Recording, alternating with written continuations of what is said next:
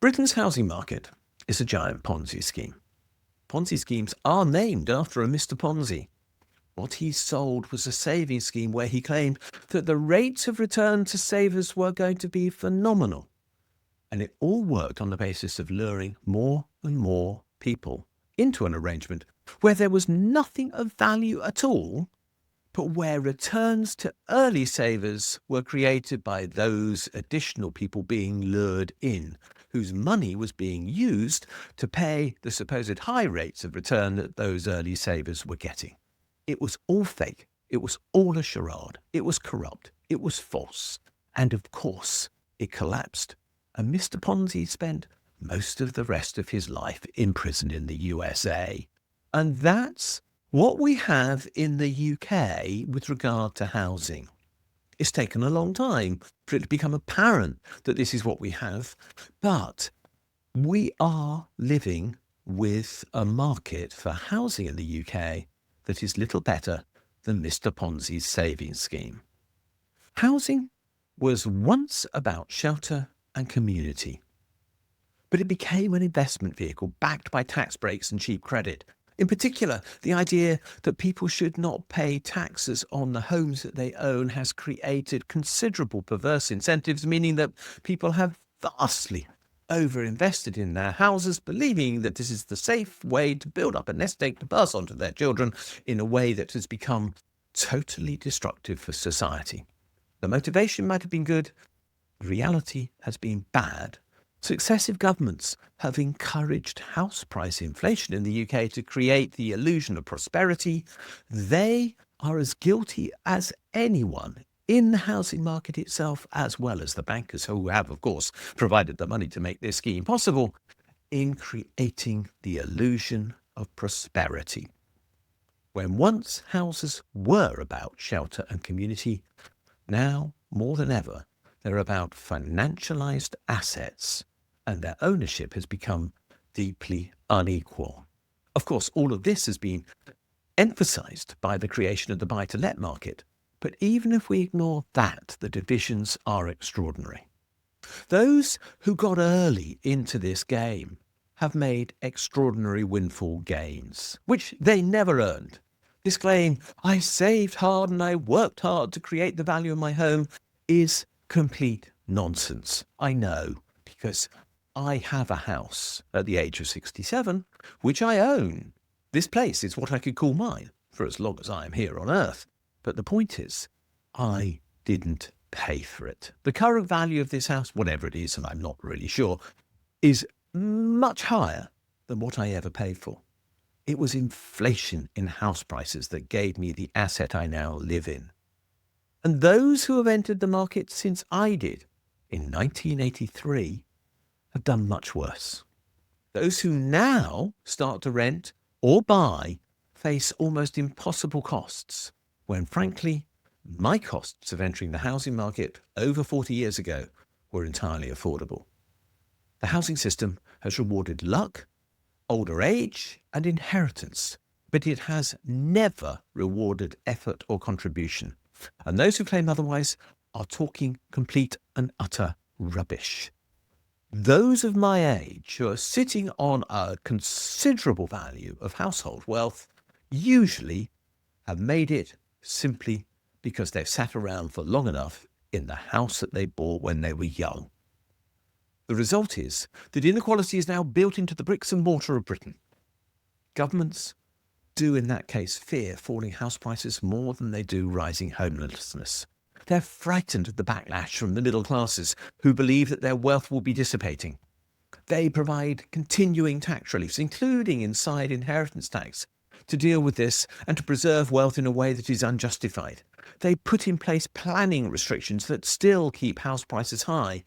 And council house sales, of course, just fueled the bubble, as Margaret Thatcher always wanted them to do. Politicians defend home owner value to protect votes, but they don't do it to protect fairness. If they really cared, they wouldn't be cutting stamp duty, which increases house prices, and they wouldn't be seeking to preserve the tax privileges that home owners already have, because they too lock the young out of home ownership. Worse still, and very quietly and largely unnoticed to many people, during the course of the last decade or so, hundreds of millions of pounds of public money provided by the Bank of England has been used to underwrite mortgage debts so that this system has endured. George Osborne being the worst culprit with regard to this particular policy.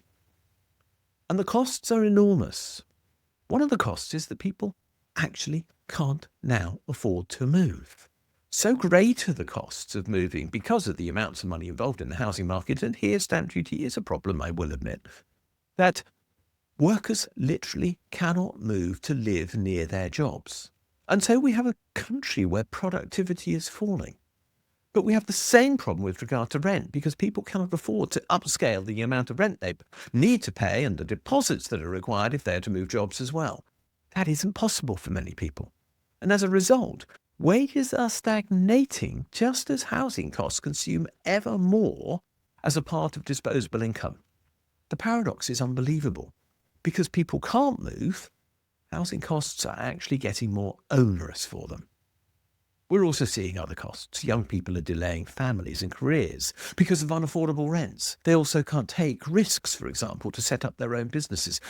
And they most certainly can't afford more than one child if they have one at all.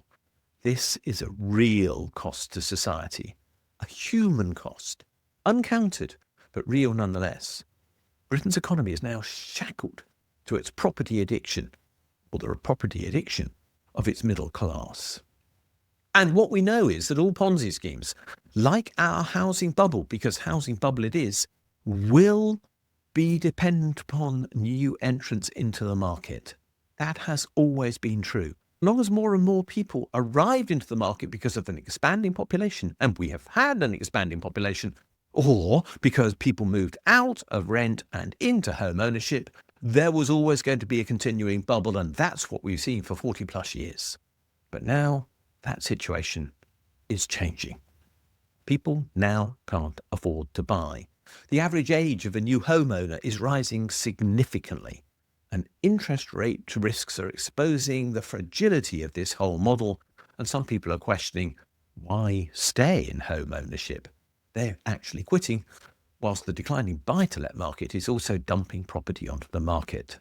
The fact is that the housing market has reached the point where its survival on the basis of faith, and that is the only reason why prices have remained high, let's be clear about it, is at risk.